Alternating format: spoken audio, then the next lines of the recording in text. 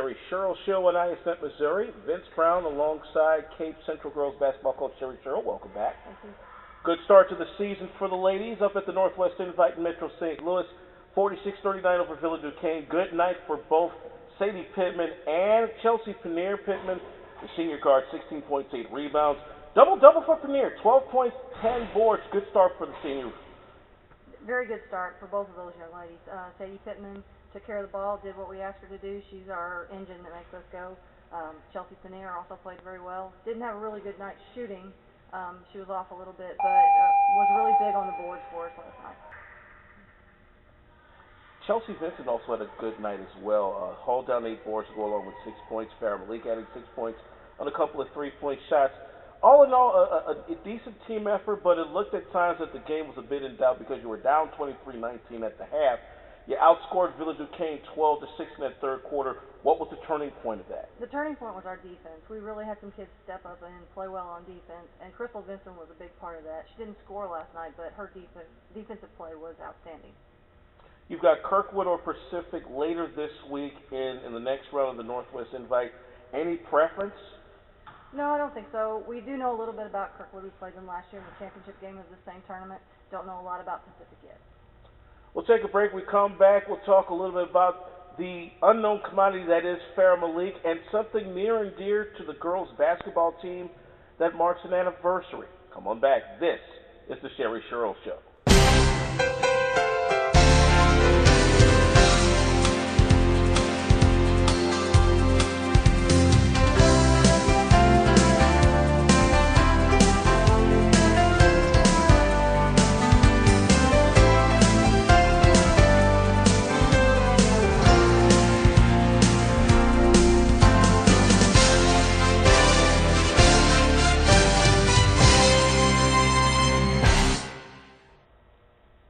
We thank you for coming back to the Sherrie Sherrill Show here on ISNet, Missouri. I'm Vince Brown alongside Sherrie Sherrill, who's the Cape Central girls basketball coach.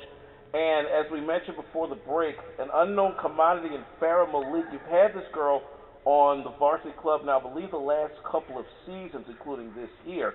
And she comes to us as a rather unique individual. She is of Muslim heritage, so she gets to wear pants as opposed to everybody else wearing shorts because of religious beliefs, but it hasn't affected her game at all. Not at all. Farrah's just a part of our team. She's a big part of our team, shoots the ball extremely well, plays hard, does everything we ask her to do. She was big on defense last night in our press as well. And the one thing that I noticed about her when I first saw her a couple of years ago on the JV club is that she's not afraid to take the ball down the court in transition, especially on a fast break. That's correct.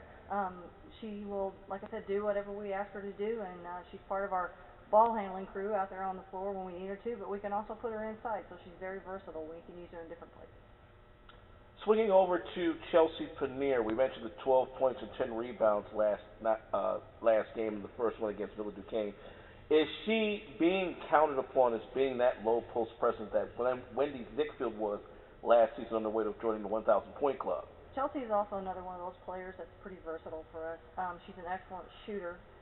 Doesn't play the post a lot for us, or hasn't in the past. Probably going to call on her a little bit more in the post this year, but she is an outside shooter too, and a quite good one when she's on. 20 years ago this past summer, a young lady who was just about everything to the girls basketball program unfortunately met her death, but her legacy really has meant a lot to present and future generations of girls basketball players and girls, female athletes in general, and that being the late Darla M. Pannier, who lost her life not too far from here, down over in Thebes, Illinois, a rather rainy night. But her legacy, not only the Darla Pannier Female Athlete Award, but also the Darla Pannier Female Athlete Scholarship. Of course, Wendy Zickfield, a recent recipient of that at Murray State. Another recent example that I've seen, Megan McDonald, top-notch softball player for SEMO the past 4 seasons. How much of Darla Pannier's legacy is really thrust upon these girls when they come to Central? Darla Pannier is Cape Central basketball. She's the greatest player that ever played here. Still holds many, many records for the girls basketball program. The girls know who she is, or know who she was, and of course now we have her niece on our basketball team. So she is a big part of what Cape Central girls basketball is. December 7th, mark that date. That's when girls basketball for the Lady Tigers gets on the air against St. Genevieve over in the Fieldhouse.